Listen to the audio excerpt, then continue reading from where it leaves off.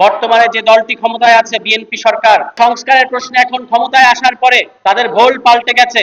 আপনারা সবই জানেন যে বাংলাদেশে এই পিরোজপুর শহরেও, পিরোজপুর জেলাতে 5 জন শহীদ হয়েছেন জুলাই মাসে, গত 2024 সালের জুলাইয়ে।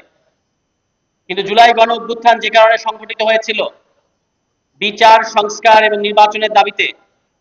সবার আগে ছিল বিচার, তারপরে সংস্কার এবং তারপরে নির্বাচন।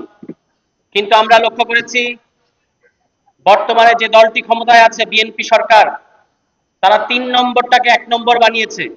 মানে নির্বাচনটা তারা ঠিকই আদায় করে নিয়েছে এবং বাংলাদেশের জনগণ যারা বিচারের পক্ষে, সংস্কারের পক্ষে, তাদের আবেগকে তারা প্রতারণার মাধ্যমে ব্যবহার করে ক্ষমতায় এসেছে।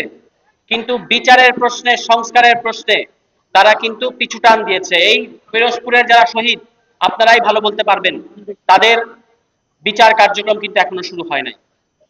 আবু সাঈদের বিচার হয়েছে কিন্তু মুগ্ধর বিচার এখনো শুরু হয় নাই, ওয়াসিমের বিচার এখনো শুরু হয় নাই।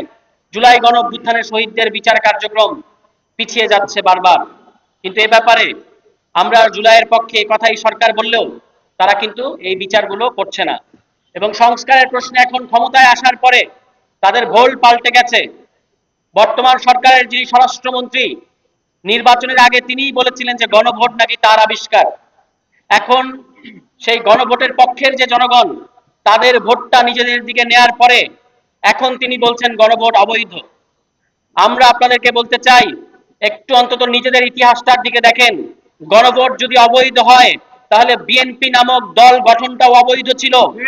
গণভোট যদি অবৈধ হয় তাহলে আপনারা যে ক্ষমতায় আছেন, যে সরকার গঠন করেছেন, এটাও অবৈধ। সুতরাং গণভোটের রায় বাস্তবায়ন না করার আগ পর্যন্ত বাংলাদেশের জনগণ আপনাদেরকে ছাড় দেবে না। এবং এখন সারা বাংলাদেশে মানুষ গণভোট, তারা যে 2টা ভোট দিয়েছিল, একটা রঙিন ব্যালটের গণভোট আর একটা সাদা ব্যালটের মার্কায় ভোট। মার্কার ভোটের সরকার, বিরোধী দল, সংসদ সবই তারা পেয়েছে। কিন্তু রঙিন ব্যালটের যে সংস্কার হওয়ার কথা, যে জুলাই সনদ বাস্তবায়ন হওয়ার কথা, সেটা যেহেতু বাস্তবায়ন হচ্ছে না, সারা বাংলাদেশের জনগণ বিএনপি সরকারকে একটি ভণ্ড ও প্রতারক সরকার হিসেবে চিহ্নিত করেছে।